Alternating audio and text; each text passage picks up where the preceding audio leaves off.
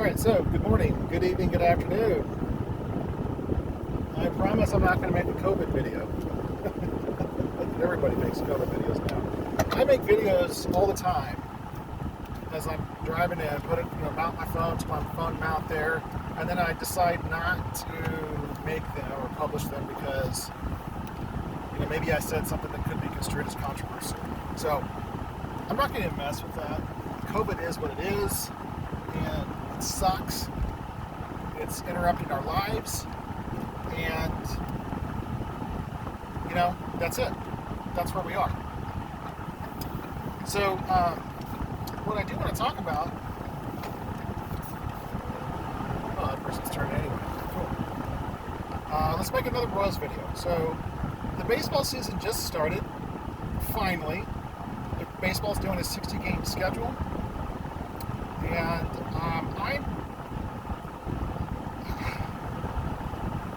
I'm kind of over sports, honestly. The whole shutdown stuff where no sports was happening, I didn't find myself missing it. I know some people said, man, they really missed baseball or they really missed the NBA playoffs. I didn't find myself missing baseball as much as I thought I would, honestly. And I've kind of been in this same boat ever since the Royals won the World Series 5 years ago. They won a World Series when I was 6, and then they won when I was 36. So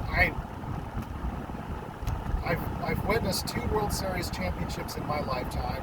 One that I remember the one in '85, but I really remember, obviously, 2015. I lived it. I went to games in the 2014 playoffs. I didn't go to 2015, but it was such a part of our city and of our culture. For those 2 years, it was just an amazing time. And so when baseball came back, I found myself not really caring a whole lot. Now there's this, so let's talk about baseball. So there's this thought, I spent all these videos back in the spring before COVID happened, talking about, what the expectations were going to be and what players were going to be out there. And there was this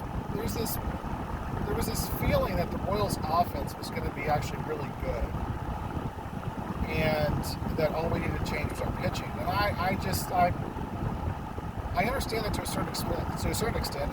The Royals have the returning American League home run champion, Jorge Soler, and who hit 48 home runs. It plays half his games at Kauffman Stadium. That's not an insignificant thing at all. Hunter Dozier had a very fine season last year. Whit Merrifield had a very good season as well. Mondesi wasn't the greatest, but he had some counting statistics that were really good. Other than that, first base was a mess. Salvi was hurt all of last year, so we got absolutely nothing from our catchers. Center field with Billy Hamilton was an absolute joke. Alex Gordon had a passable season at the plate. He played Gold Glove defense and won another Gold Glove.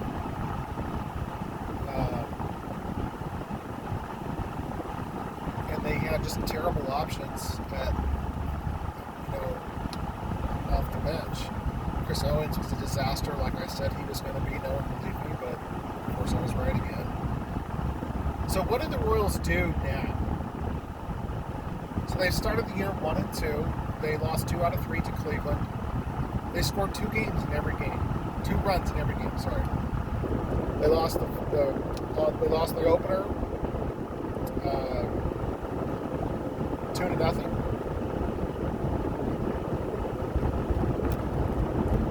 And then they scored 3 runs in the game they won. They scored 3 runs on Saturday and won 3-2.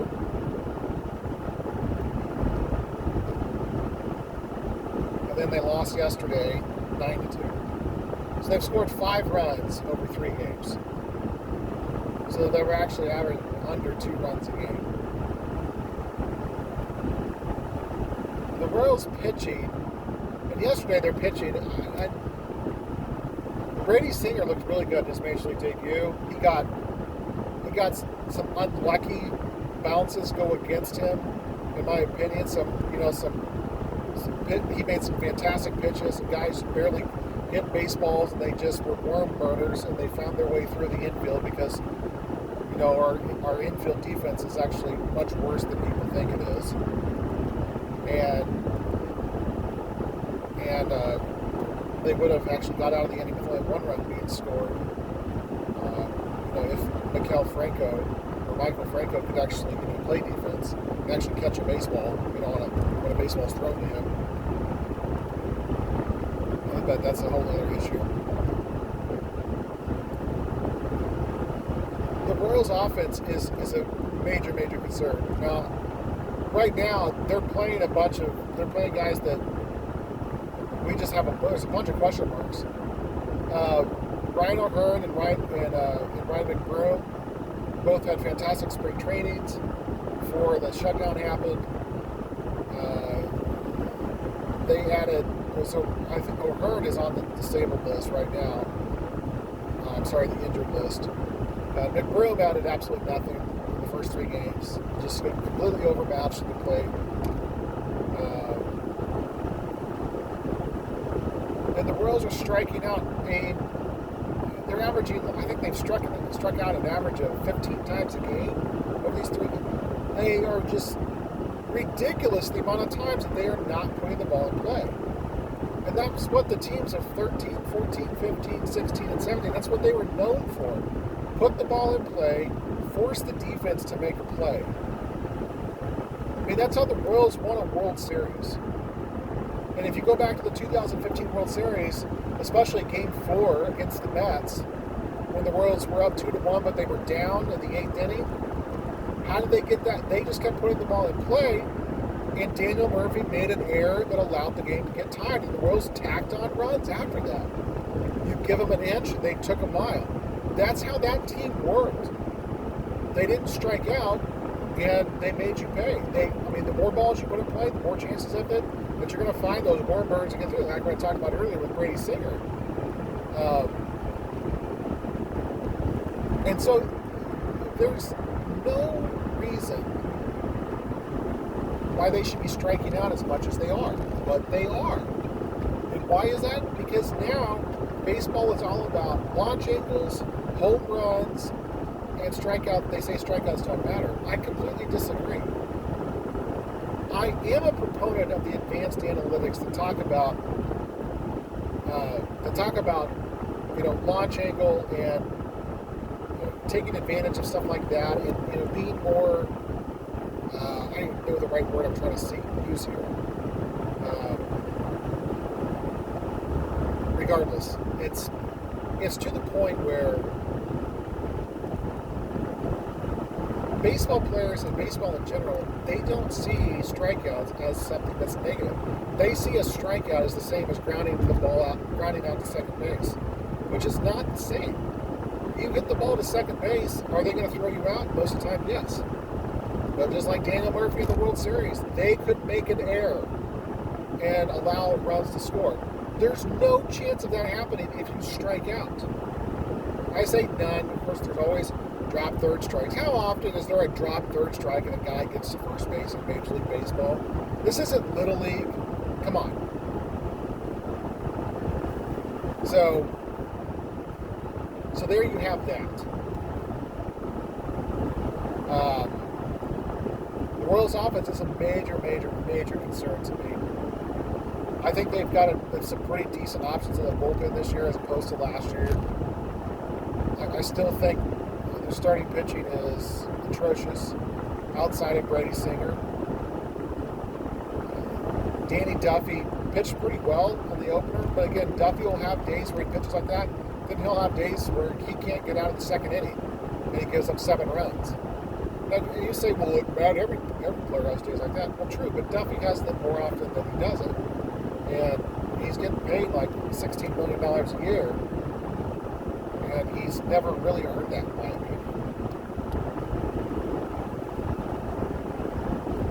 He's getting paid on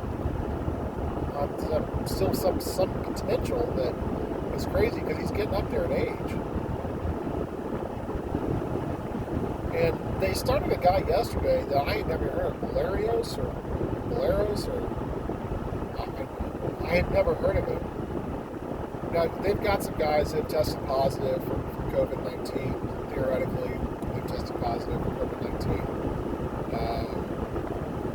I'll say theoretically, allegedly tested positive. And so, I don't know what that's what Ginnis and Keller, so they've not been able to pitch. Look, this season is lost. And it's so ridiculous to me to say that 3 games in.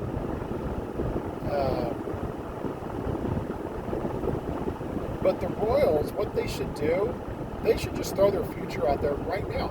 I said last year they should get these guys up now. At the very least, they should get them up in 2020 for the full season. I'm talking about, now Singer's already here, and he's not going anywhere, guys. He's up here for good, thankfully. And he deserves to be here. Now, Jackson Kowar got roughed up a little bit, in some of those July spring training games, exhibition games, I guess we'll call them. But what is the harm of throwing them out there? The cream is going to rise to the crop in the American League. It's going to be very difficult. Now Dave Moore is going to say, well, with 8 teams making the playoffs in the American League, we have a legitimate shot, even if we go 25 to 35 to make it in, which is true. You do have a shot to getting in, because all you got to do is finish in second place. Second place or if you finish in second place in your division, it doesn't matter if you're behind 4 other wildcard teams, you're going to make the playoffs if you finish in second place. So, what the Royals need to do, they need to look at the future. They need to throw their future out right now. And let the future, because guys, there's no book on these guys yet. And when I say there's no book on them, there's no book in terms of Major League scouting reports. Maybe they can sneak by and actually make it the playoffs by throwing guys out there like Kowar, Lynch, Bubic, Bolin, and just see what they can do. We already know what Singer can do.